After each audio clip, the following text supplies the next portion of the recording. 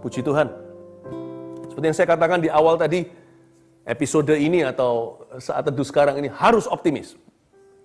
Saya tidak akan bisa menerima kalau masih ada satu hati yang lunglai di hadirat Tuhan. Keluar, kita nggak akan keluar dari hadirat Tuhan sih. Tapi setelah selesai ini, tak ada satupun hatinya tetap sama. Ya, janji pada dirimu, terima iman dari Roh Kudus datangnya. Kejadian pasal 1, ayat 28 dan 29, saya berikan judul seperti yang sudah saya umumkan tadi siang, bahwa tema kita hari ini adalah dimensi berkat. Berkat itu jangan alergi. Maksudnya kita jangan alergi dengan kata berkat. Bagi orang yang suci, segalanya suci. Bagi orang yang cemar, semuanya cemar. Kalau memang tamak dan serakah memanipulasi Allah, ya apa boleh buat kalau hatinya salah. Tapi bagi orang yang mengasihi Tuhan dengan segenap hatinya, jiwa, akal budi, kekuatannya, berkat itu tidak jahat. Nggak usah seolah-olah kita itu merasa kalau diberkati itu kita tidak pure atau tidak murni. Seolah-olah kita adalah umat yang mengejar berkat, juga enggak sih. Selama balance hidup kita, berkat itu indah. Oke? Dimensi berkat, Tuhan mau kita masuk ke dalam dimensi berkat. Jadi bukan berkat usaha kita sendiri, tapi berkatnya pangkal selamat. Jadi jangan sampai kita itu membanggakan kemampuan, ability, atau hebatnya manusia, koneksi contohnya, pengetahuan, pengalaman. Tuhan mau kita bersandar padanya. Karena Tuhan itu bukan kita, Tuhan itu Bapa kita di sorga. Jadi Tuhan mau kalau kita itu terima rezeki ya dari tangannya. Kalau terima allowance atau uang saku, atau bahkan uang modal, bahkan kalau bukan harta sekalipun, apapun juga selalu terima dari tangan Tuhan. God is willing to bless you today. Do you know that? Tuhan rindu dan sangat bersedia untuk memberkatimu. Tuhan gak keberatan dan Tuhan tidak akan jatuh miskin, tidak akan bangkrut, hanya karena memberi berkat kepada setiap anak-anaknya. Dimensi berkat kita harus pahami.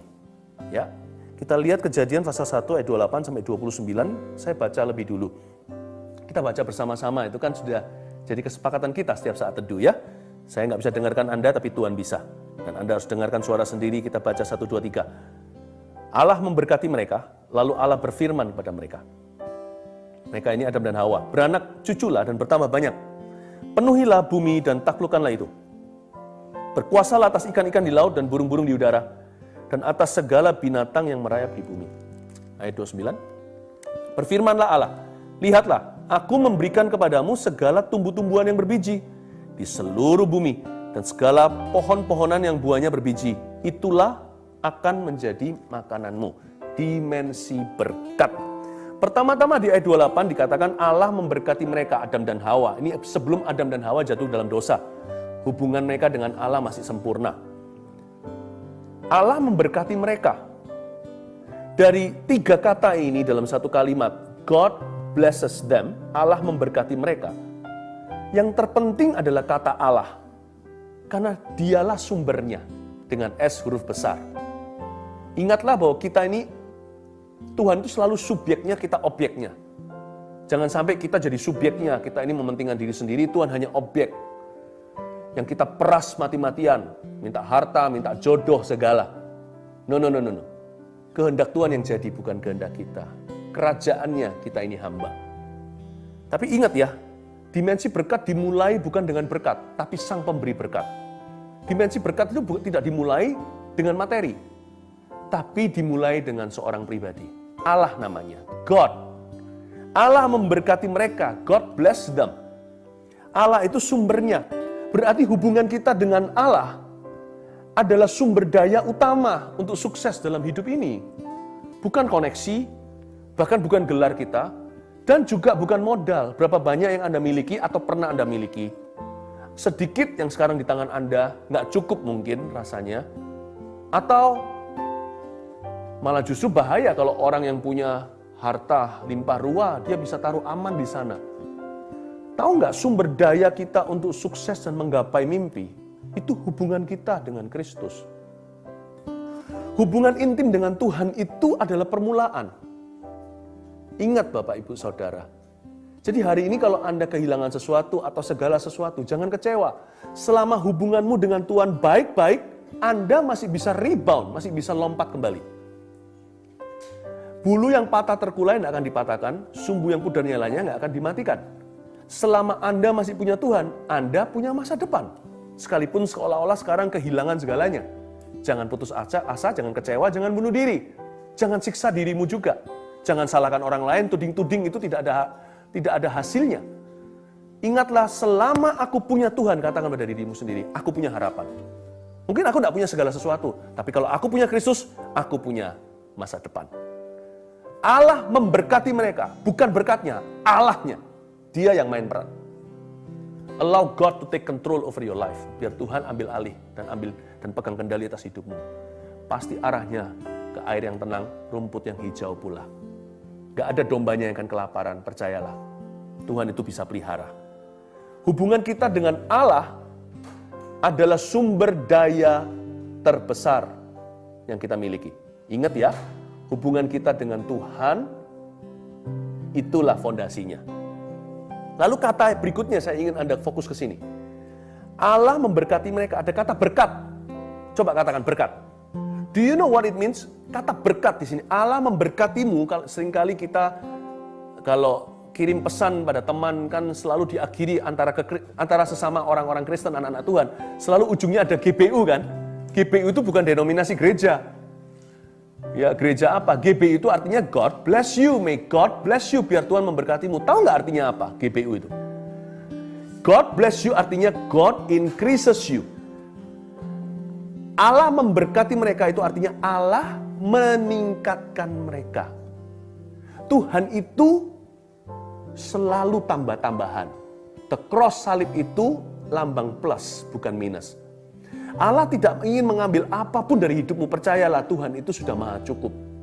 Kalau Tuhan mau ambil Ishak dari Abraham itu untuk mengujinya.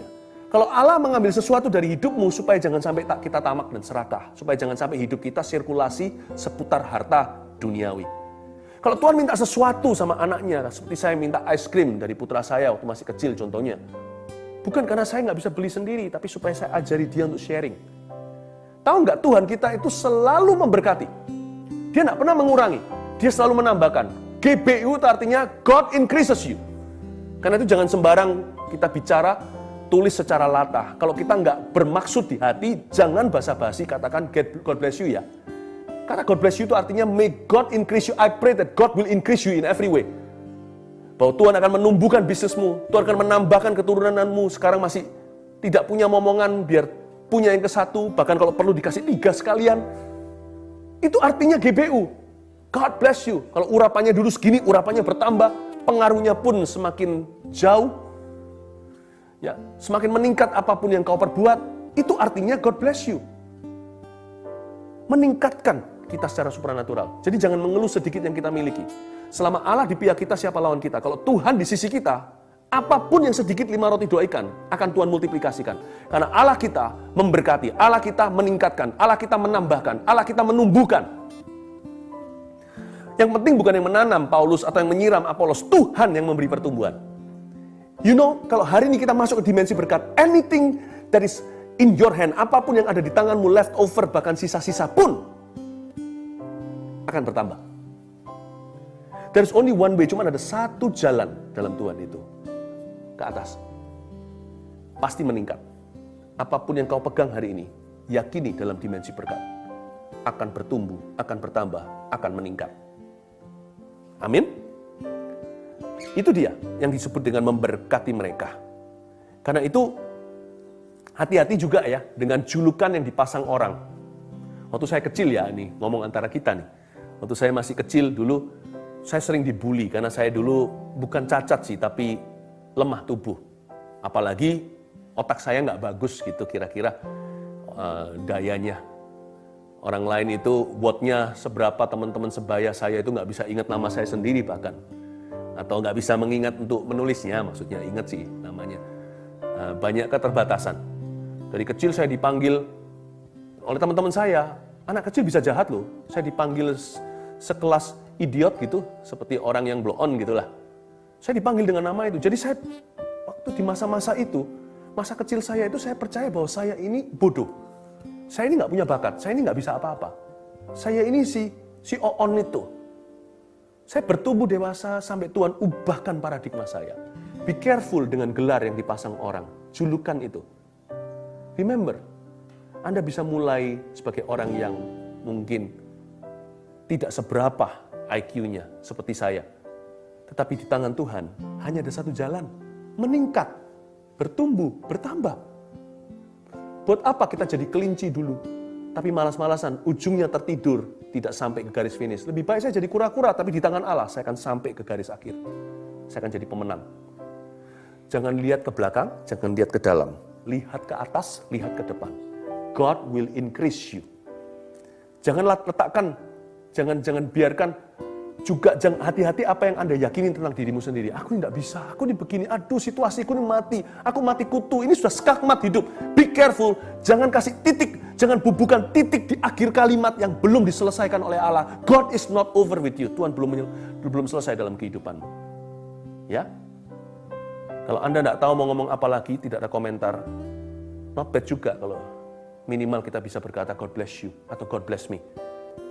Ngomong seperti pada diri sendiri seperti Yabes, kiranya Tuhan memberkati aku berlimpah-limpah. Itu nggak tamak serakah kok. Itu Alkitab, itu firman Allah. Dan memperluas teritori daerahku sehingga sakit tidak akan menimpaku. Kalau Anda tidak bisa, belum biasa bilang GBU, bilang dulu God bless me. May God bless me. Tuhan, aku tahu Engkau memberkati aku. Aku kesayanganmu. Aku biji matamu. Aku tidak layak memang. Aku belum sempurna, tapi Kau akan sempurnakan. God bless me. Ya. Nah, lihat ayat yang berikutnya. Kalimat berikutnya. Allah memberkati mereka, lalu Allah berfirman pada mereka, beranak cuculah dan bertambah banyak. Penuhilah bumi dan taklukkanlah itu. Perintah Allah yang pertama, bahkan bukan jangan ada padamu Allah lain di hadapanku. Taurat datang kemudian. Perintah Tuhan pertama kepada manusia ciptaannya di hari H ketika mereka diciptakan adalah beranak cucu dan bertambah banyak. Perintah ke-1 dalam kehidupan kita adalah untuk mengembangkan diri kita ke arah Tuhan. Kembangkan dirimu. Develop your skill, develop yourself. Kalau Anda tidak punya bakat, Anda tidak punya keahlian, develop your attitude. Kembangkan sikap hati yang benar. Percaya dalam Tuhan, di tangan Tuhan, it is going to lead you somewhere. Itu akan menuntunmu ke rumput yang hijau, air yang tenang. Jangan sekarang langsung kita tentukan price atau upahnya. Dengan iman aja percaya di tangan Tuhan tidak akan sia-sia. Perintah Tuhan pertama kepada manusia adalah beranak cuculah. Suruh menaklukkan bumi. Jadi kalau Anda hari ini sudah kena PHK, siapa tahu ada yang sampai kehilangan pekerjaannya. Beritahu sama diri sendiri. Katakan begini dengan iman. Aku memang kehilangan pekerjaan. Kalau if I have no job, I will be the job. Kayak saya tidak punya pekerjaan, maka saya harus jadi pekerjaan itu. Saya memilih untuk tidak nganggur sekalipun sekarang saya di PHK. Saya akan cari apa yang saya bisa lakukan untuk memberkati orang lain. Untuk bisa menolong, membantu orang lain. Mungkin bukan secara materi karena sekarang saya sedang kekurangan. Tapi saya akan melakukan sesuatu, saya akan proaktif. If I have no job, I will be the job. Jangan cari pekerjaan kalau memang belum waktunya. Kalau kita memang nggak bisa dapat, nggak usah kita putus asa maksudnya. Tetap cari pekerjaan, tapi jangan putus asa. Jangan tunggu pekerjaan menerima Anda, baru Anda bekerja. Bekerjalah sekarang apa yang Anda bisa. Apa yang di depan mata, lakukanlah dengan segenap hatimu. Jangan pamrih, dikit-dikit mikirkan dengan cara ATM, ini nanti hasilnya apa. Untungnya apa buat saya. Jangan begitu. Tidak semua pekerjaan itu sekarang mendapat gaji. Tapi pekerjaan itu panggilan Tuhan sejak Taman Eden. Adam dan Hawa tidak dibayar, tapi mereka diciptakan untuk bekerja. Diciptakan untuk memenuhi bumi. Diciptakan to tend the garden, untuk bisa memelihara Taman Eden. Beritahu sama diri sendiri, sekalipun sekarang saya jobless, saya tetap akan bekerja, saya tetap berusaha. Cari usaha yang baik, usaha yang benar. Jadilah CEO atau manajer, direktur atas dirimu sendiri. Jikalau Anda kehilangan company atau perusahaanmu, jadilah manajer atas hidupmu sendiri. Itu dia. Saya yakin orang yang begini akan dapat job. Karena kita bukan mulai bekerja ketika dapat pekerjaan. Tapi karena kita ahli dalam pekerjaan kita, kita dipekerjakan. Jadi mungkin jobnya bisa on and off, apalagi di masa susah. Tapi orang yang bekerja pasti akan memperoleh ladang penggembalaannya. Tidak mungkin tidak. Be the CEO of your own life. Ya, itu perintah Tuhan kepada manusia. Beranak cuculah, bertambah banyak, suruh berkembang biak. Ini bukan bicara tentang punya keturunan saja, tapi disuruh bekerja, suruh produktif. Penuhilah bumi, taklukkanlah itu. Hidup saya itu selalu, saya wiringnya atau cara saya untuk mengkabel diri sendiri itu beda dengan orang-orang sebaya. Tidak merasa lebih tinggi, lebih hebat dari orang lain, tapi saya punya prinsip yang mungkin saya bisa bagikan, yang saya hidupi juga, belum sempurna, tapi saya berusaha untuk selalu hidup dalam prinsip-prinsip tersebut. Saya terhubung, wiring saya, sistem saya di dalam diri saya itu, saya terhubung selalu pada keyakinan dan bukan pada perasaan. Saya tidak hidup dalam feeling saya. Kalau saya hidup dalam feeling saya tidak lihat hari ini sudah. Saya hidup dalam keyakinan. What I'm convinced of.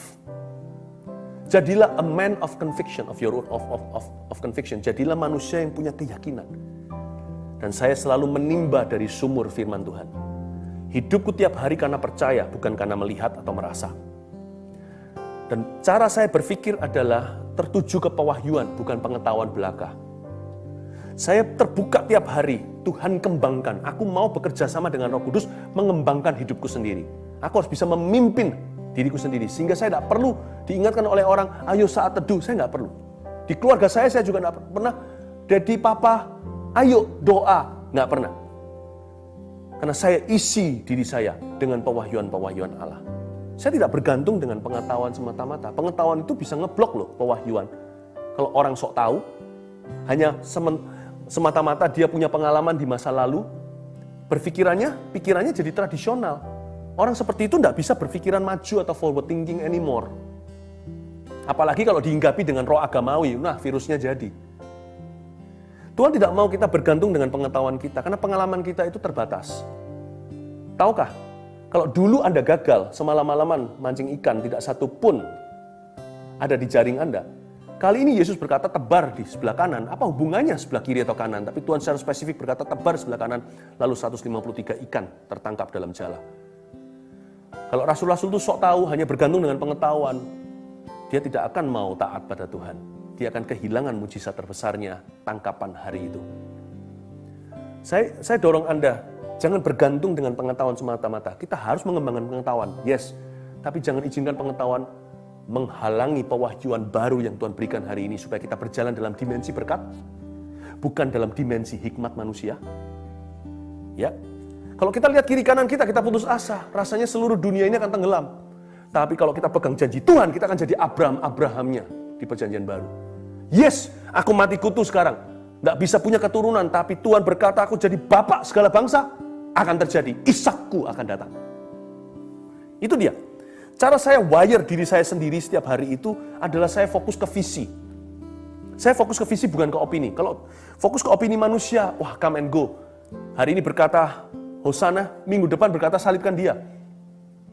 Saya berpikir secara visi, saya minta Tuhan selalu, tanda kutip, ganggu pikiran manusia saya. Sehingga saya bisa melihat sesuatu. Saya kasih contoh. Tuhan itu tidak pernah menciptakan furniture atau mebel. Allah menciptakan, kalau kita baca ayatnya tadi, dia menciptakan pohon. Manusia yang punya visi, nggak tahu siapa yang pertama kali, bapak mebel itu siapa saya nggak tahu. Dia pertama kali lihat pohon, yang dia lihat adalah meja. Kok bisa ya? It must be God in his mind. Pasti ada Tuhan dalam pikirannya. Anak saya waktu masih kecil pernah tanya sama saya, karena belajar di sekolah tentang logam, itu dari tanah. Kok bisa orang tahu lumpur yang sama coklatnya, kiri kanan sama sekeliling semua tanah ya tanah. Mau warna apa? Nggak menarik sama sekali. Kok bisa tahu di dalamnya terkandung emas? Pasti ada orang pertama, bapak logam, yang memikirkan. Orang lain hanya lihat opini, hanya lihat kotoran. Ada orang yang dapat visi Tuhan, di dalamnya ada tembaga. Ada orang yang lihat pohon suatu hari, dia melihat tiba-tiba, dia melihat kursi. Kok bisa? Minta hikmat sama Tuhan. Allah akan memberimu hikmat tersembunyi. Karena itu wire-nya jangan salah. Kalau kita tuh kabel-kabelan di dalam diri kita ini sudah nggak connect sama Kristus, connect-nya sama dunia, connect pada pikiran kita yang terbatas, pengetahuan kita yang kita jagokan padahal ternyata kita gagal juga. Bukan karena kurang pengetahuan, kita gagal karena memang kurang penyertaan. Tapi kalau kita wire-nya dengan visi, Anda akan melihat sesuatu yang selama ini Anda tidak sanggup menangkapnya. Dimensi berkat, mata kita itu jadi berubah, diterangi seperti Yonatan makan madu, lalu bersinarlah kedua bola matanya. Orang lain lihat ketakutan, Yonatan melihat mari kita sikat tuh Filistin, kita akan pulang membawa jarahan.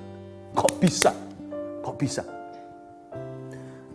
Saya doa supaya Anda hari ini berjalan dalam dimensi berkat. Ketika Tuhan berkata, beranak cuculah, bertambah banyak. Tuhan itu bertanggung jawab. Kalau Tuhan suruh kita kembangkan, Tuhan akan beri kita modal. Dan modal itu tidak tentu loan dari bank.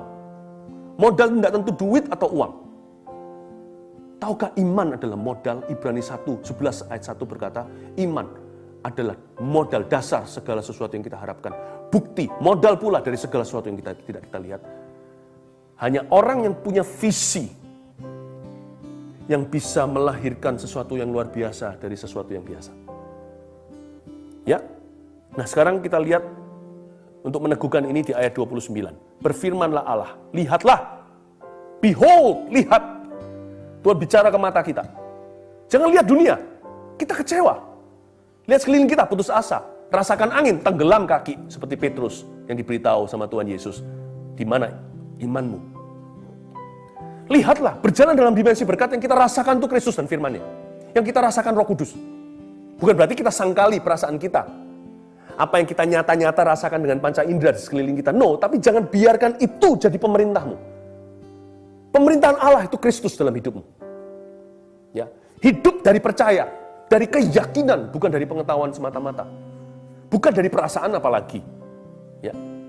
Berfirmanlah Allah, lihatlah, aku memberikan kepadamu, I'm giving you, segala tumbuh-tumbuhan yang berbiji di seluruh bumi. Tuhan itu luar biasa ya. Tuhan kenapa ciptakan pohon itu ada buah dan biji di dalamnya? Supaya lain kali manusia jangan manja dan berkata, ayo Tuhan ciptakan pohon lagi. Tuhan nggak mau ciptakan pohon lagi. Tuhan sekali ciptakan pohon, dalamnya ada, terus dia bertumbuh buah, di dalamnya ada biji. Manusia harus temukan potensi itu, lalu dia kembangkan. Lain kali, please jangan minta Tuhan ciptakan pohon. Datang lagi Tuhan ke dunia, ciptakan pohon lagi. Jangan. Tapi Tuhan ciptakan idea. Ketika aku lihat biji itu, kasih aku hikmat. Kasih aku pewahyuan. Kasih aku pengetahuan.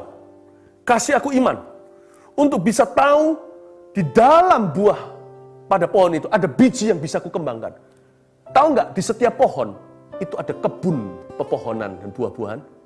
Di setiap biji itu terkandung, kalau dikelola dengan benar, sebuah kebun yang sangat berhasil. Saya kasih 3 poin sederhana. Ya, dikatakan di sini, aku memberikan kepadamu tumbuh-tumbuhan yang berbiji. Dengan kata lain, aku memberimu benih. Katakan benih. Nah, biji di sini artinya mimpi besar dengan modal kecil. Itu dimensi berkat. Bukan berarti tanpa modal sama sekali. Nggak imbang gitu loh, 5.000 orang makan, itu laki-laki saja ya, bisa puluhan ribu orang. Dibandingkan dengan 5 roti 2 ikan sebagai modal, itu nggak banding. Itulah dimensi berkat. Saya berdoa terjadi berkat tidak banding dalam kehidupanmu. Dan ujungnya tidak bisa kita bermegah dan berkata, ini karena aku. God is about to give you that miracle. Tuhan akan memberiku mujizat itu. Ya, biji di sini artinya Tuhan memberimu mimpi besar dengan modal kecil. Bukan berarti harganya kecil ya. Kalau Anda anak mau belajar, kalau anak muda, nah, kadang-kadang Tuhan suruh kita sacrifice, tapi modalnya kecil dibanding dengan mujizat yang besar yang Tuhan akan beri. Ya, ini bagian kita. Nomor 1, tulis apa artinya Tuhan memberikan pada kita benih. Pertama, temukanlah potensi dan hargailah awal sederhana. Write that down. Temukanlah potensi dan hargailah awal sederhana. Itu maksudnya Allah memberikan kepadamu benih. Allah memberikan kepadamu biji. Temukanlah potensi Anda sendiri. Dan hargailah awal sederhana. Jangan kecewa di alfa sebelum omega. Siapa kecewa di alfa, dia tidak akan kelihatan omega. Siapa kecewa di kejadian, dia tidak akan dapat wahyu atau pewahyuan dari Allah. Apa artinya 5 roti 2 ikan? Tuhan, apa ini? Sisa-sisa. Kalau kita makan restoran tapau, ini cuma tinggal tulang belulang bisnisku ini sudah jadi begini. Emangnya Masih bisa jadi apa? Serpian-serpian terlalu kecil. Jangan pernah berkata seperti itu. Ingatlah, minta Tuhan urapi matamu dan mataku untuk melihat potensi dalam serpihan kita. Dan hargailah awal atau kembali lagi awal sederhana. Yang kedua, ya. Yang kedua, rajinlah bekerja dan tolaklah untuk lamban. Saya ulangi yang tadi kan, be the CEO of your own life. Saya kerja hari ini bukan karena saya dibayar. Saya dibayar karena saya bekerja. Bukan saya bekerja karena dibayar. Ambillah job saya tetap akan bekerja. Karena orang berfungsi itu tidak bisa ditahan. Orang berbuah itu mana bisa. Orang berapi-api mana bisa dipadamkan. Orang berbuah mana bisa kita paksakan kembali ke dalam pohonnya. Kalau buahnya sudah keluar. Saya bekerja untuk Tuhan. Memberkati orang lain dan sebagainya. Itu bukan karena saya dibayar. Karena itu sudah jadi mandat, mingting dalam bahasa Chinese-nya. Terus menjadi destiny of my life. Do you know work is not evil? Taman Eden itu sebelum dosa masuk sudah ada yang namanya work, pekerjaan. Ya, rajinlah bekerja. Baik di dalam pekerjaan Anda atau Anda kehilangan pekerjaan, pokoknya rajinlah bekerja. Tuhan akan tunjukkan Anda bisa kerjakan apa. Dan tolaklah untuk lamban. Ada pepatah seperti ini kan? Serigala berbulu domba, betul ya? Nah itu bahaya, jangan sampai kita jadi gitu. Sebenarnya serigala tapi bajunya aja domba, itu menipu. Tapi kita boleh jadi domba berbulu serigala. Kita harus punya hati seperti domba tapi mental seperti serigala. Serigala sebenarnya adalah hewan yang sangat mulia sih kalau di dalam nature, alam semesta. Serigala itu, dia itu akan kejar mangsanya. Setelah dia dapat, cukup baru dia akan pesta makan bersama-sama. Kebanyakan kita kan begini kalau yang lamban bekerja. Kita pesta dulu, ntar kalau duit habis, kita baru bekerja mati-matian. Nah, belajarlah jadi tulus seperti merpati, cerdik seperti ular. Serigala itu tangguh bekerjanya. Dia kejar itu teamwork sampai dia dapatkan. Bapak, Ibu, Saudara, kita juga harus seperti itu. Janganlah kita cepat-cepat putus asa dan juga jangan cepat-cepat pesta. Bekerjalah dengan sungguh-sungguh. Tolaklah untuk lamban. Dan percaya, hari tuaian akan tiba. Jangan hitung-hitung sekarang. Menabung itu jangan terus dipecahkan tuh celengan. Belajar dari serigala. Kita boleh jadi domba, tapi jangan lemah. Kita lemah lembut boleh, jangan lemah lunglai. Oke? Kita dalamnya itu mudah diajar, seperti domba-domba yang sangat-sangat nurut dengan gembalanya. Tapi kita punya mentalitas kegigihan, ketekunan, kepantang menyerahan, kesabaran untuk menunggu nanti baru kita makan bersama. Itu pada serigala ada kriteria-kriteria yang saya sebutkan. Jadilah domba. Dalam hati ini domba tenan, domba sejati. Tapi bulunya berbulu serigala. Kita berani bayar harga, berani susah, berani gotong royong, berani berjerih lelah, berani berkeringat, berani berdarah-darah. Untuk apa yang Tuhan katakan, itu menjadi milik kita. Untuk janji-janji Allah dalam kehidupan kita, kita harus tangguh, tahan banting, tidak lemah, tidak manja. Ada orang Kristen, kebanyakan orang Kristen kalau di dunia sekuler, kalau tidak mengerti poin ini, akan jadi domba dengan alasan dia adalah domba. Dia jadi orang yang soak. Orang-orang non yang tidak percaya Kristus saja lebih tangguh, lebih tahan banting. Kita harus kuat. Karena hari-hari ke depan, kita harus tahan banting. Kita harus tahan diterpa angin. Yang terakhir, teruslah menabur. Bahkan saat menuai, itu dia maksudnya benih. Ingatlah, dalam suksesmu hari ini, kalau Anda hari ini berhasil, jangan makan semua hasil tanahnya. Tidak semua jagung harus Anda bakar atau Anda parut. Ada jagung harus kembali ke tanah. Ada berkat yang harus kembali ditabur. Ingat itu, di dalam sukses setiap kita, ada benih potensi untuk masa depan. Tapi sebaliknya, apa yang merupakan serpian hari ini seperti biji benih, sudah seperti abu dan pecahan. Di dalamnya terkandung potensi yang akan membawa kita pada sukses di masa depan. Nanti kalau sukses, jangan lupa Tuhan. Kalau kita berhasil, ingatlah, dalam keberhasilanmu, pumpung di depan, lari lebih kencang. Banyak orang kalau sudah ada di depan, Dia lamban-lamban seperti kelinci yang tidak sampai ke garis finish itu. Mentang-mentang lawannya kura-kura. Nggak ada orang yang bisa, nggak ada. Kalau kita lengah, kita akan dibalap. Ingat ya, kalau sudah berhasil dan sukses suatu hari nanti, tuaian telah tiba. Jangan kita berfoya-foya. Jangan kita meninggalkan Tuhan. Ingatlah bahwa di dalam setiap sukses itu, tidak semua untuk dinikmati. Ada yang untuk dinikmati. Ada yang harus kita kembali mencucurkan dengan air mata. Kalau nggak gitu, tidak akan ada lagi tuaian di masa depannya. Di dalam suksesmu, di dalam setiap buah yang hari ini kau bawa pulang dengan menari-nari ketika panen buah, apa katakan apel dan sebagainya, ingatlah, di dalam buah itu ada biji yang harus Anda kelola. Tapi sekarang di hidupmu mungkin bukan buah. Banyak orang seperti benih lagi, abu, pecahan. Ingatlah, ada kebun buah-buahan menantimu. Jadi jangan kecewa, taburlah dalam susah. Taburlah juga semakin kencang nanti ketika Anda sudah dalam tuaian. 1, 2, 3, dimensi berkat, begini caranya jalan. Temukanlah potensi, hargai dan hargailah awal sederhana. 2, rajinlah bekerja dan tolaklah untuk lamban. 3, teruslah menabur, bahkan saat menuai. Tuhan Yesus memberkati. Mari kita semua berdoa.